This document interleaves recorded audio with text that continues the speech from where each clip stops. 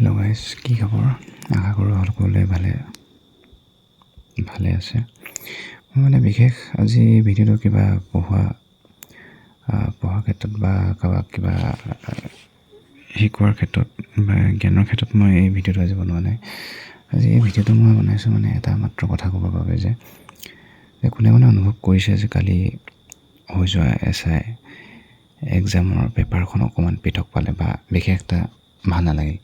মোৰ ইয়াৰ বাবে এটা খুঁত ৰৈ গৈছে, কাৰণ কালি হৈ যোৱা SI পেপাৰখনৰ মোৰ বিশেষ এটা বস্তু খুঁত বা মোৰ মনটো অসন্তোষ লাগি আছে যে সেইবাবে মই এইটো বিষয়ে মই কথা ক'ব বিচাৰিছোঁ যে কালি সদায় এই পেপাৰখন যোৱা 3 বছৰৰ পৰা SI এক্সামটো যিটো হৈ আহিছে, প্ৰত্যেকবাৰে 70 মাৰ্ক আছাম জিকে নহয়, ক্ষমা কৰিব, এইটো GK পৰ্চনটো বা অহা দেখিবলৈ পোৱা যায়। আৰু বাকী যি 10 নম্বৰ মেথ বা ৰিজনিং 10 নম্বৰ, ঠিক তেনেদৰে ইংলিছ 10 নম্বৰ, এনেকৈ 30 নম্বৰ সেইসমূহৰ আহিবলৈ দেখা পোৱা যায়। কিন্তু কালি আকস্মিকভাৱে কোনো চিলেবাছৰ বিষয়ে নজনোৱাকৈ বা অৱগত নকৰাকৈ কালি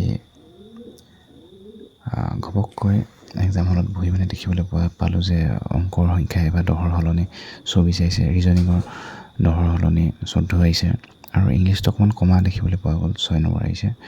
আৰু আপোনাৰ GK ক্ষেত্ৰত GK পৰ্চনটো যিটো প্ৰত্যেকবাৰে 70 আহে, 70 বদলি এইবাৰ আপোনালোকে সকলোৱে লক্ষ্য কৰিছে যে 55 নম্বৰহে কেৱল আহিছে।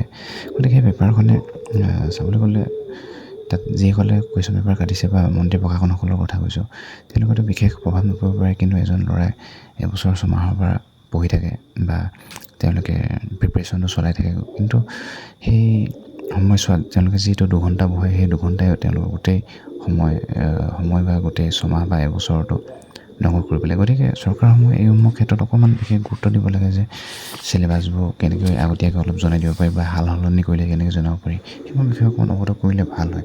তেওঁলোকৰ বাবে সেইটো সাধাৰণ বস্তু হ'ব পাৰে, কিন্তু বহুতো ষ্টুডেণ্ট বা ছাত্ৰ ছাত্ৰীৰ কাৰণে সেইটো এটা গোটেই বছৰটো বা 6 মাহৰ সময়খিনি অথলৈ যোৱাগৈ নিচিনা হয়। গতিকে সেইসমূহ ক্ষেত্ৰত চৰকাৰে অকণমান গুৰুত্ব দিলে মই সুখী হ'ম। আজিলৈ ভিডিঅ'টো ইমানেই। তেনেহ'লে আপোনালোকৰ এক্সাম কেনেধৰণৰ হ'ল, ভাল বেয়া কমেণ্টত আপোনালোকে জনাবচোন।